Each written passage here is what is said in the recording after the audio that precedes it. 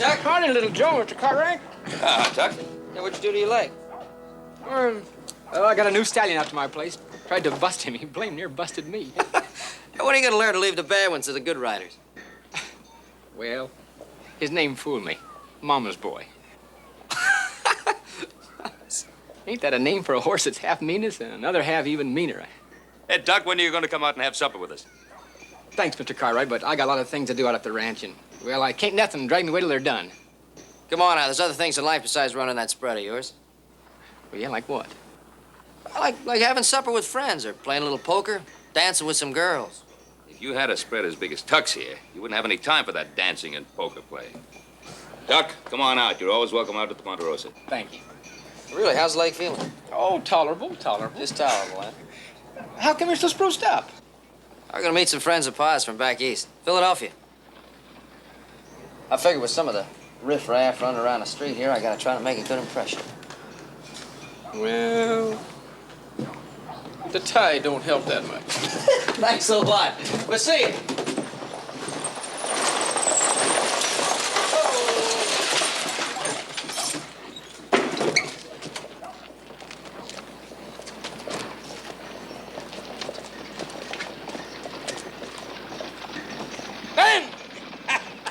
Ben Cartwright, you old... Son of a gun. How are you, Mort? Hey, you look wonderful. Feel wonderful. You look wonderful yourself. It's my youngest boy. Little Joe, it's Mr. Melviney. Mr. Melviney, a pleasure to meet you. I Hi, heard an awful son. lot about the old days from Bob. Sit down. Lucy, this is Ben Cartwright and his son, Little Joe, my daughter, Lucinda. Well, Miss Lucinda, what a pleasure. Welcome to Virginia City and to the Ponderosa. It's my pleasure, man.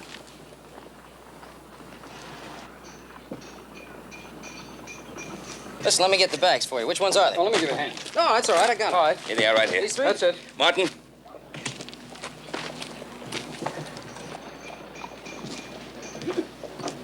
Martin, you know, I can't believe it's been that long since we've seen each other. Oh, it is, Ben. The gray in our hair should prove that. Sure does. Hey, you didn't tell me about her. Tuck, I thought you were only interested in meeting horses. Thank you, Ben. Oh, thank you, Joe. Right, didn't have too dusty a trip, did you? No, fine trip all the way. Mr. Cartwright, I'd like to accept that kind invitation of yours for supper tonight.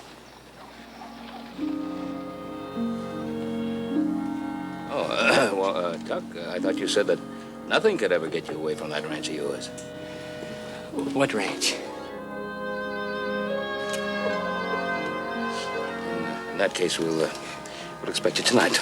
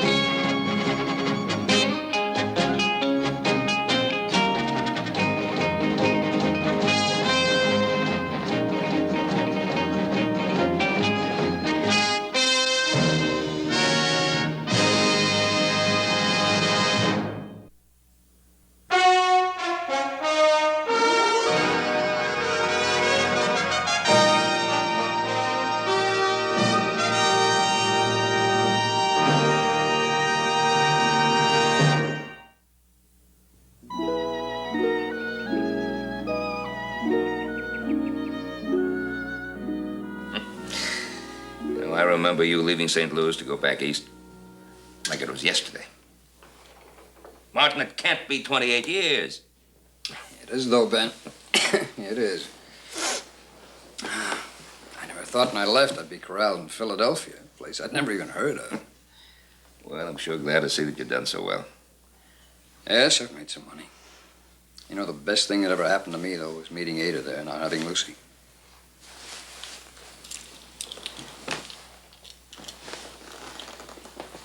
That was Ada. Beautiful woman. Yes, she was. All the way. I lost Ada when Lucy was just 5. Ben, you have no idea what it is to raise a child all by yourself. Oh, of course I don't. No, you're talking about boys. I mean a woman child. I tell you, Ben, the human female filly is a woman grown down instead of up. She's just as hard to make out as her big sister. Lucy's always been a puzzle to me. Well, that's because you spoil the heck out of her. An only child, a girl. No, it's not what bothers me, Ben. See, Lucy was a sickly child. She spent a good many years in bed. And had to take it easy for a long time after that.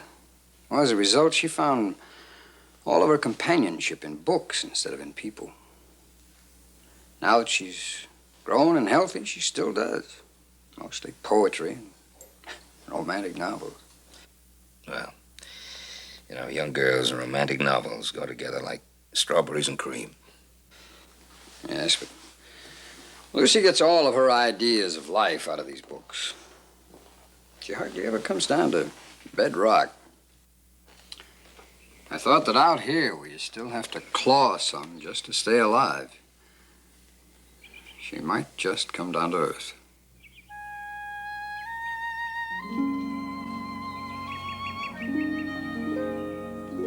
And neither of you have read this latest book by Mr. Charles Dickens. No, not me. Well, I suppose it is understandable. Tale of Two Cities was only published this year. Probably hasn't reached the Virginia City bookstores yet. The bookstores? Yeah, the bookstores. Miss Lucinda, I'd sure admire to read it. Well, I'd be very happy to lend it to you. As soon as I finish reading it. Again.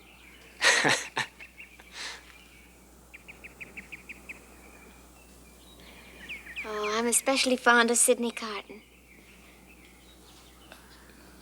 Friend of yours? Oh, you are silly. Well, he's a person in the book. Well, the hero, a ne'er-do-well, a drunkard who nobly redeems himself. I didn't know a souse, a drunk, could be a book hero. Oh, he was a wonderful hero. You see, Sidney Carton was in love with a beautiful woman by the name of Lucy Melviney. I bet she ain't any prettier than you are, Miss Lucinda. Thank you.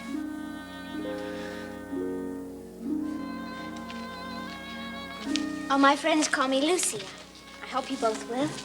You just talked us into it. Tell us more about the other one. Well, Lucy Melviney was in love with a handsome man by the name of Charles Darnell.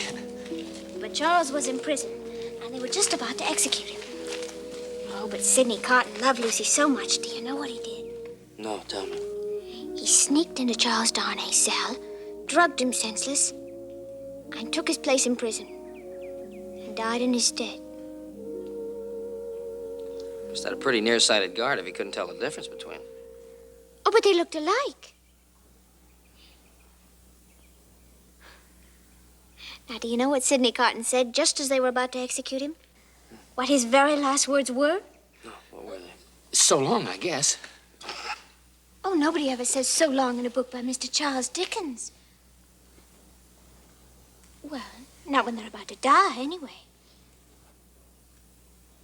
No, what he said was, "It is a far, far better thing I do than anything I have ever done."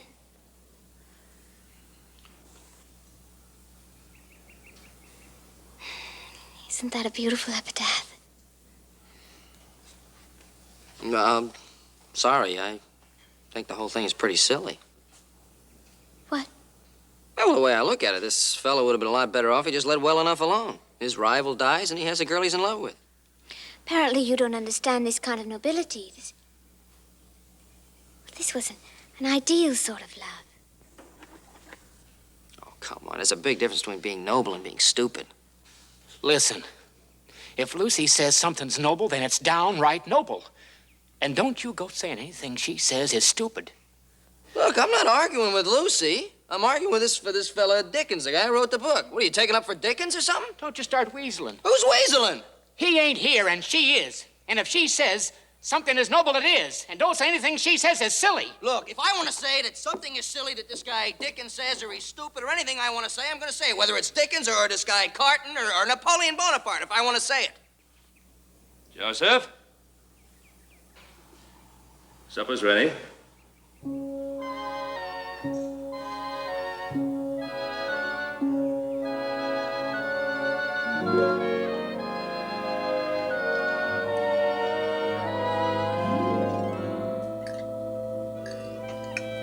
I'm sorry that Adam and Hoss are so late. Of course, they're coming a long way. I can hardly wait to see the sights around here. I'd sure admire to show you myself. Be an honor. I'm sorry, Tuck, but Lucy already has a guide. Me. I'd be delighted to have two such exceptional guides. What do you think you'd like to see?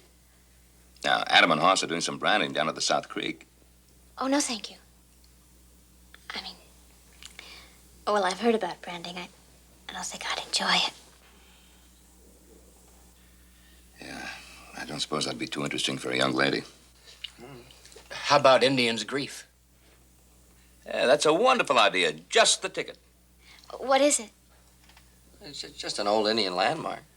Oh, now, wait a minute, Joe. It's more than just an old Indian landmark. It's probably the most romantic spot around here. Really? Oh, please tell me about it. Well, see, the Indians, as it's the Paiutes, believe that the great chief is buried at Indian's grief. They mourn him. Because according to their legend, at the very beginning of time, the great Manitou, as the great spirit, visited his wrath upon them. And after many men, women, and children had died, the medicine men told the chief that the only way that the great Manitou could be appeased would be if the chief sacrificed his eldest son to him. No. Well, the chief prayed to the great Manitou and asked that he be allowed to take the place of his son. He dressed himself in his finest garments, and he mounted his favorite horse, and he rode to the very top, the highest cliff, and he leaped off. What a beautiful story. The Paiutes are very superstitious about Indians' grief. They never walk around the rocks there. It's taboo. They don't mind white men doing it, but it's sacrilege for a Paiute. Well, Lucy, dear, there's the romantic West you've been looking for. Oh, I can hardly wait to see it. When can we go? Well, I think Well, if you really want to go... seeing it was my idea. I'll take you there tomorrow myself.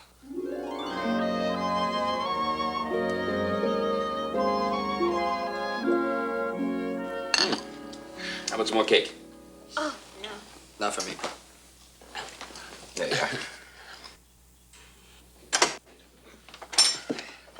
Oh, sorry we're late. Got held up. Oh, come on in and sit down and have something. Hoss and Adam, my two sons. Meet our guests, Miss Lucinda Melviney. Hey, country around here's getting prettier all the time. And I'd like you to meet the father of the country, my old friend, Mr. Martin Melviney. Happy to meet you, sir. Hoss, Adam. Well, how's the branding coming along?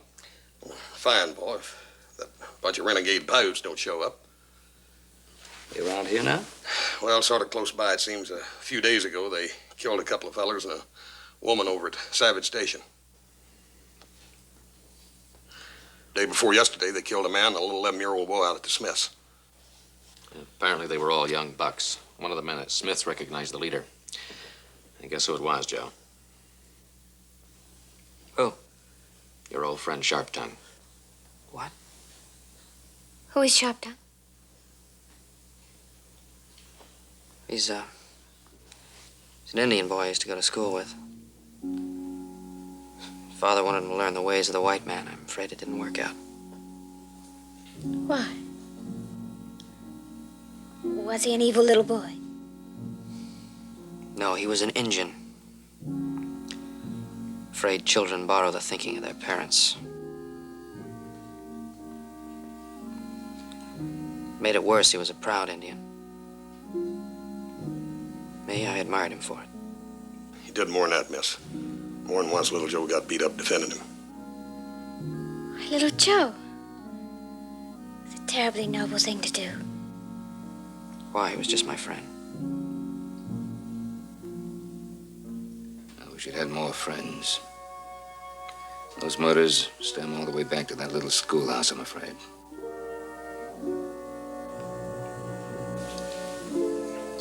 Probably get worse.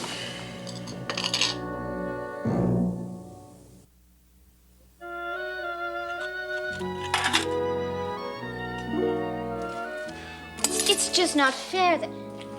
You should take me to see Indian's Grief now. You promised days ago, and here you are, you're just backing down on your promise. I'm losing my patience with both of you. Lucy, you're gonna have to be patient a little bit longer. Leastwise, till those renegade Indians are out of this part of the country. It's not safe until then. We got time. You've been here less than a week. Really, you two, you're so silly. Afraid of a few frightened Indians. And James Fenimore Cooper's book, The Last of the Mohicans, why... Come on, Lucy, not another book writer. These are not storybook Indians. They're real and they're dangerous. They're not gonna set you up as some great white princess and worship you. No matter what you've read in books, because these Indians have not read the same books. You don't have to be angry with me. That's right. You ain't got no call to rear up and stomp on her like that. Oh, come on, Tuck. We both seen what these renegades do to white women. It's not pretty. Now, we're not going until it's safe, and that's all there is to it. He's right. They ain't playing games.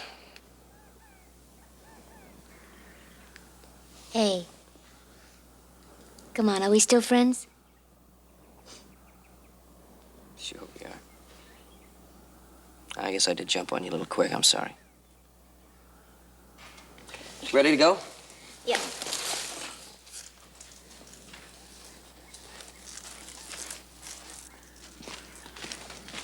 Hey, wait a sec. It looks like a little stone bruise. Be all right tomorrow. Lucy, you'll have to ride with me now. Slow down a minute. My horse has got a gait like a rocking chair. Lucy's gonna be a lot more comfortable back of me. You gotta think of her. You know, Tuck, I just don't believe you. You're so noble. You know, you make that fella Sid Carton look like a tin horn.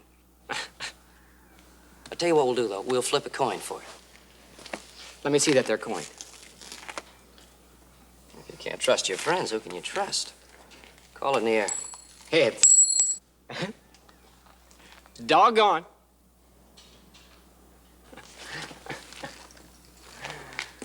Little Joe, you just hang on to that there lucky coin. Tuck. That's the lame horse.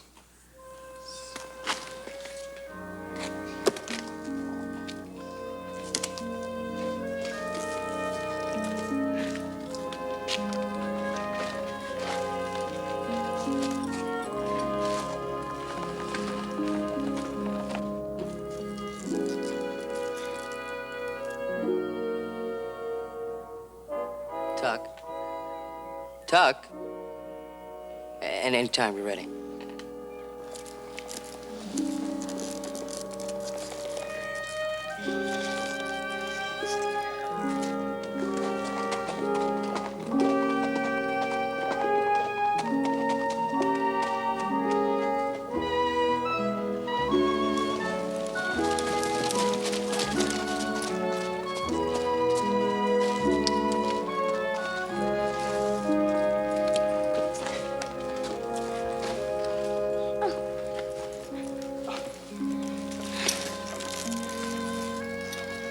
Thank you, Tuck.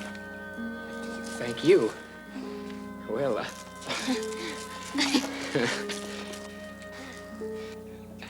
well, so long. So long, little Joe. See you, Tuck. See you tomorrow, Lucy. Bye, Tuck.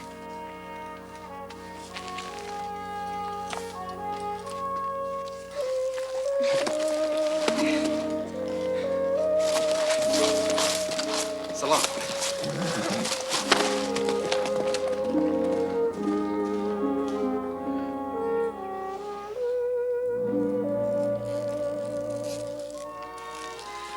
You really think you're being fair to Tuck? Fair? Yeah. You know, Tuck's whole life has been the ranch. Ever since he was a little boy before his folks died, that's all he's thought about. Never even had a girl of his own. And all of a sudden, you come along, and he falls for you. I like Tuck. I like him very much. Everybody likes Tuck. There's a big difference between like and the way he feels about you. He seemed to be very sure that I couldn't learn to return that love. You and Tuck? No. You don't have anything in common. Nothing at all, but it doesn't matter to Tuck because he loves you. You know, to him, you're not even a girl. You're a princess out of a storybook. Oh, little Joe. Sometimes a girl wants to be treated like a princess.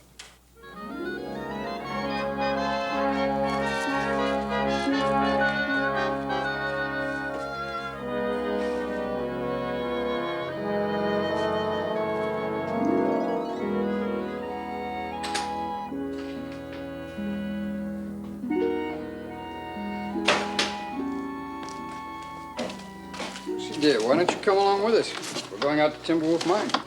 We sure wish you would. We haven't seen near enough of you. Now I understand you'll be leaving for home in a couple of days. Going home? I'm sorry, dear. I meant to tell you. We're going to have to leave sooner than we planned. Timberwolf people are insisting that I go back east immediately to organize a mining syndicate.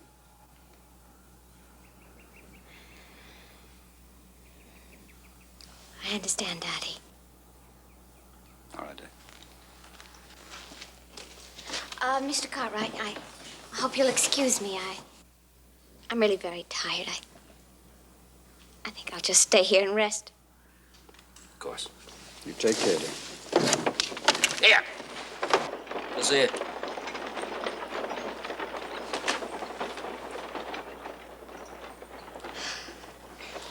Well, we're gonna miss you. Thank you. Well, I'll miss everything. Gee, I'm afraid my whole morning's pretty well taken up. I have to deliver some supplies to my brothers down in South Creek. Of course, I could stay here a little while with you if you wanted me to. Oh, no, please. I think I'll just stay at home and catch up on some reading I have. Well, better be on my way.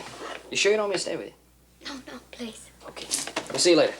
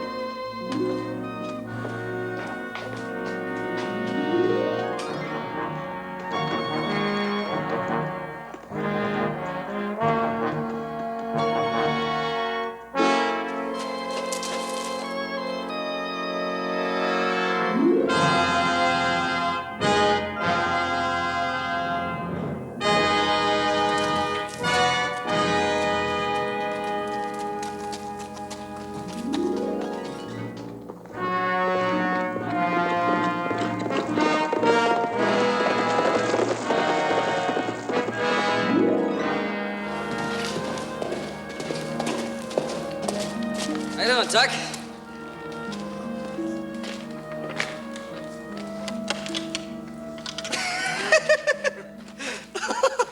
Oh, no, don't tell me.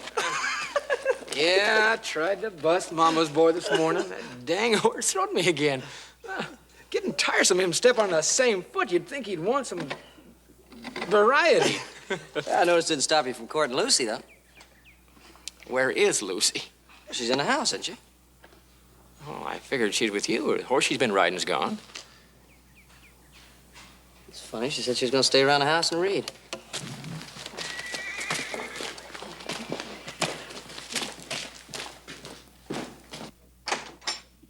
One of the hands must have taken her horse. She's probably upstairs reading one of her romantic stories in some kind of a trance. Hey, Lucy!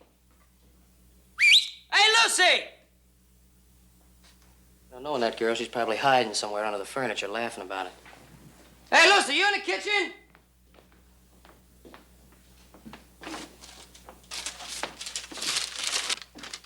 What is it? It's a note from Lucy. When I learned we were going home in a couple of days, I just couldn't leave without seeing Indian's grief. Don't worry.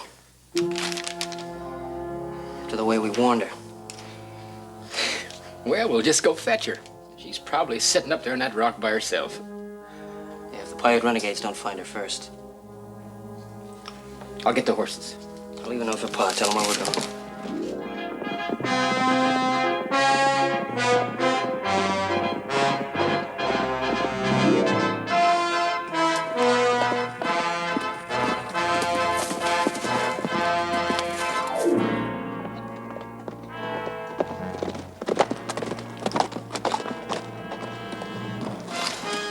Indian's grief.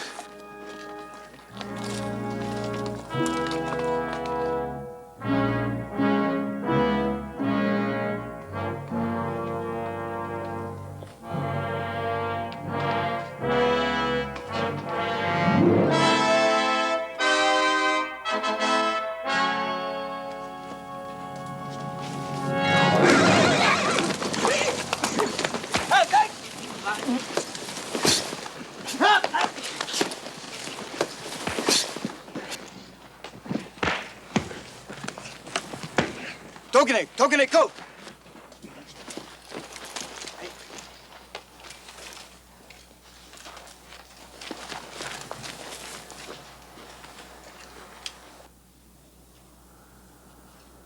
Sharp tongue. Joe Cartwright. It's been a long time.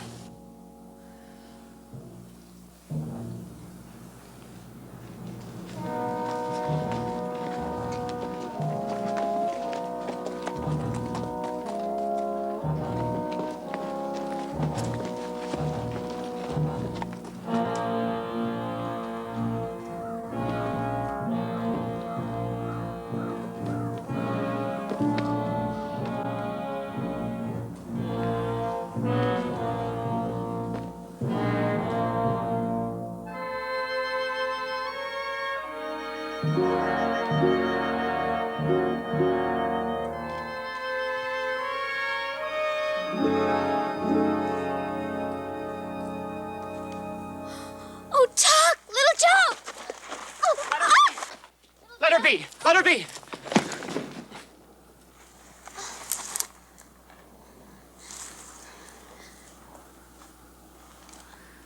I see you've changed your name, Sharp Tongue. Now they call you he who scares women. You used to speak for me, Cartwright. Now you speak against me. I used to speak for the man who was my friend. I don't know you anymore. I have changed. I no longer take insults. I no longer take beatings. I no longer am a boy in the white man's school. So now you spend the rest of your life killing innocent people for the insults of ignorant children. I was a child, too. You're not a child anymore. You know, you once told me that the ways of the Indian were better and wiser than those of the white man. Is this how you prove it? By burning, by murdering? By proving that you're worse than the worst of us?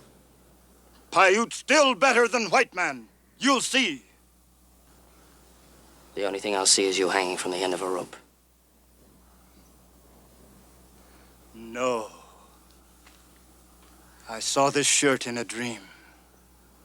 When I woke, I made shirt, just like in dream. As long as I wear shirt, nothing evil can happen to me. Manitou himself promised it in the dream.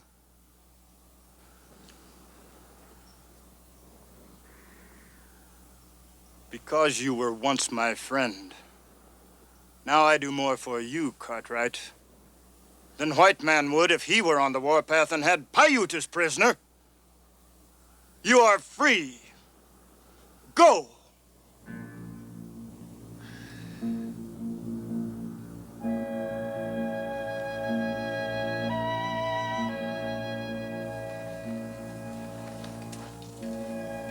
She's my woman. He's my friend, as we were friends in school. Let them go, too. She is pretty for a white woman.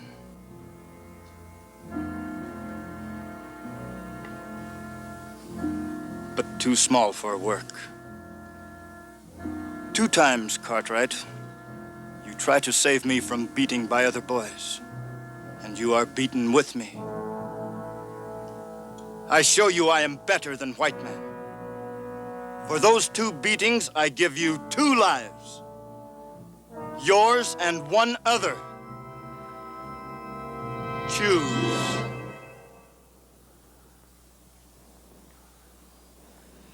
What are you waiting for?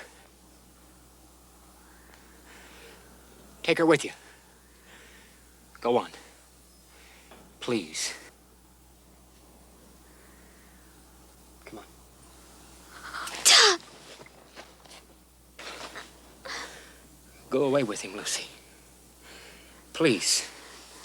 I'll be all right. Go quickly, Cartwright, and do not come back. The next time we meet, remember, I will owe you nothing.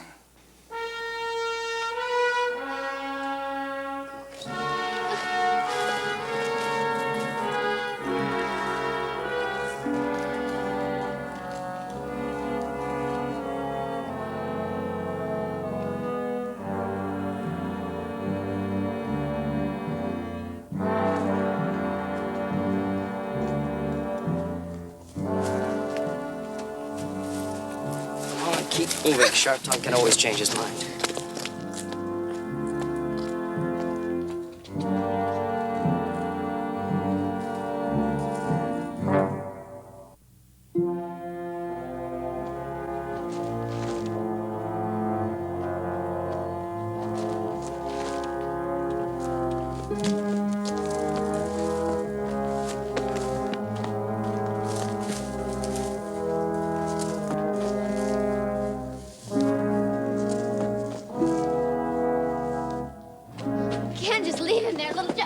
Stay put and be quiet.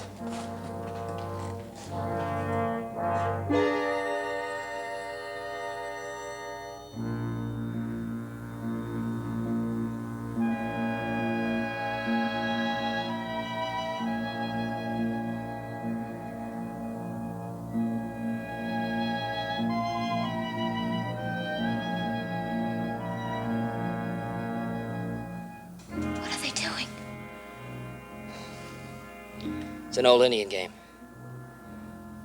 He gets a head start, length of a bow shot. If he can outrun him, he lives. And if not, he dies.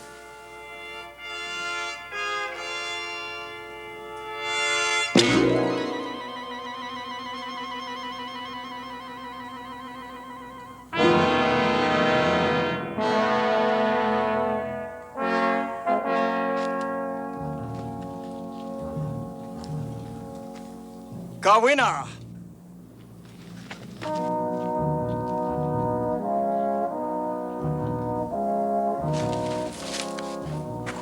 You think you can find your way back?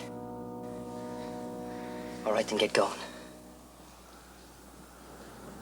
He can't die now. I love him, little Joe. I love him. Lucy, listen to me. If you love him, then do what I say. I left a note for Pa. He knows where we are. You'll probably meet him on the way back. Tell him what's happening and tell him to hurry. Now go on.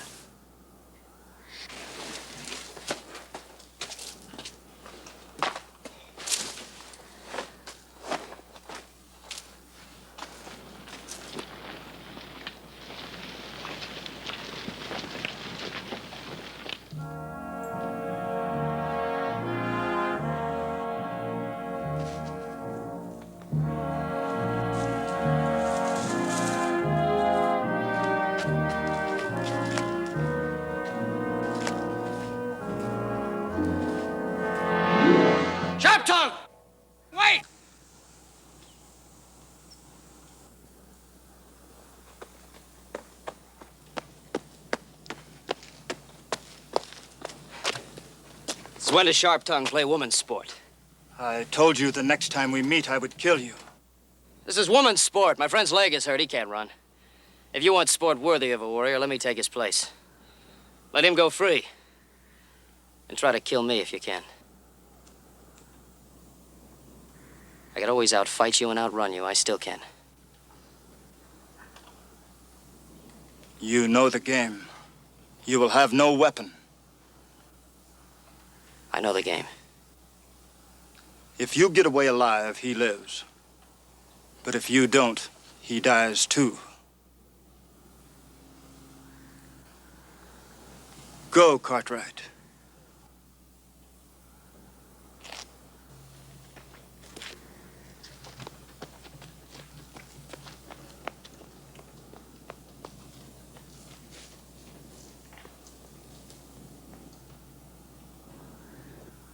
Be a shay! What's going on? I'm taking your place. You can't do it. With that leg, you wouldn't have a chance. Now get going.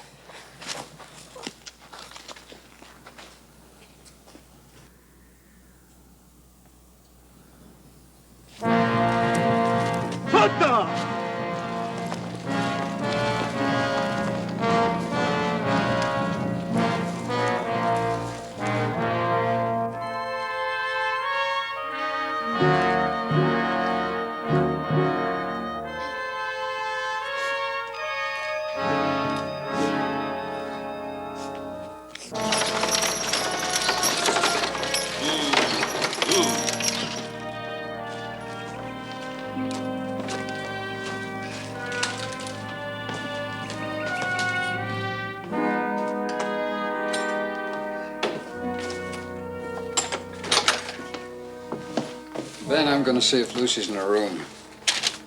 Martin, Yes, Ben? Lucy's not in the room. What? According to Little Joe's note here, she was headed for Indian's Grief. Yeah, the renegade Paiutes were seen around there. Shall we get some more men? No, there's no time for that. Let's go.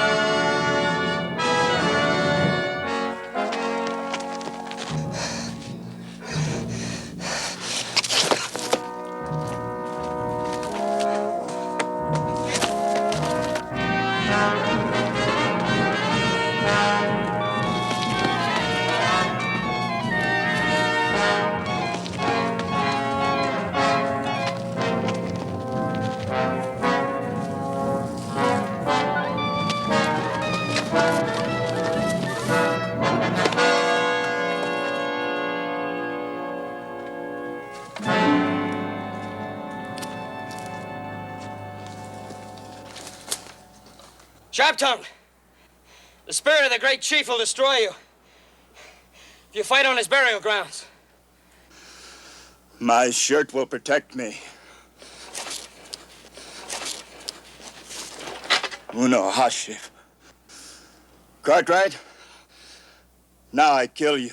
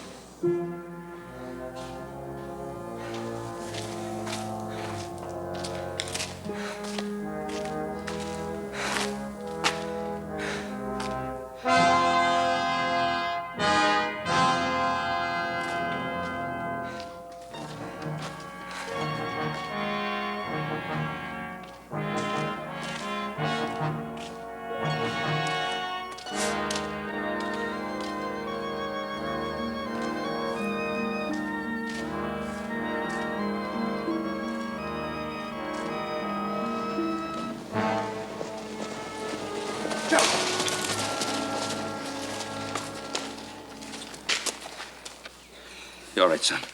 You all right? Yeah, Pa, I'm fine. Yeah, I had to kill Sharp Tongue. Rest of his braves rode off towards the reservation. Well, without Sharp Tongue, they have no leader, no purpose. Let's go. Little Joe. Thank you, son. Thank you very much. Me too.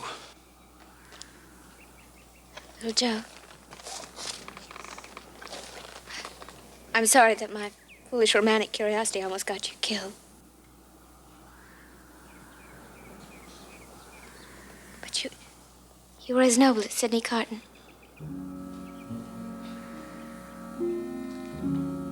Maybe you'll know the difference now between living and what you read in storybooks.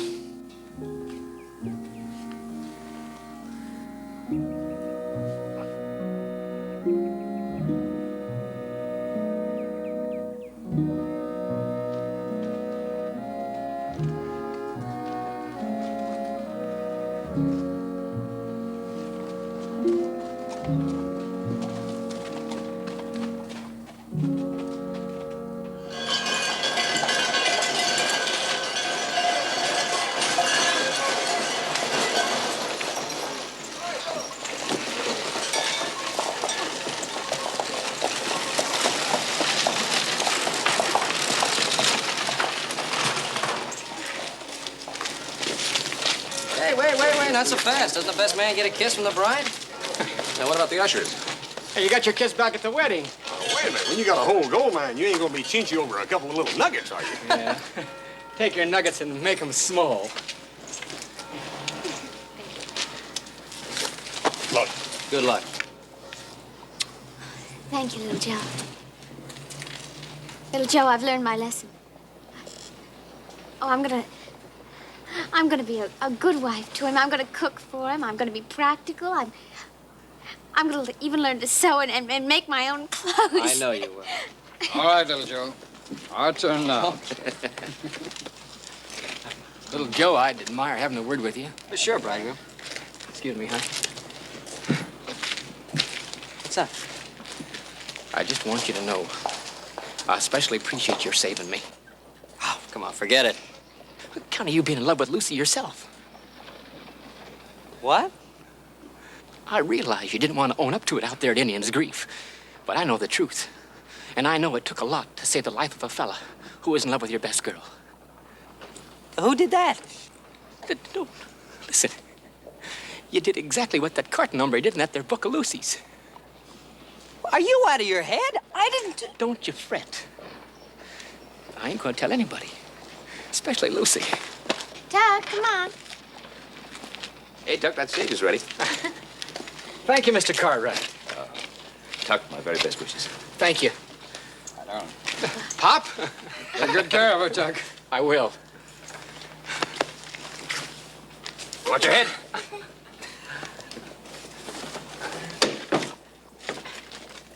Let her go.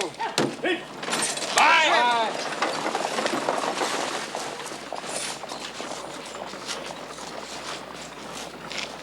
What's the matter, General?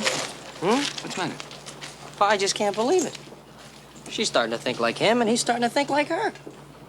Well, that's good. They say that compromise is the secret of a happy marriage. Yeah, but they just got married. Well? I mean, can you picture it a year from now? He'll be sitting there reading Dickens, and she'll be busting horses.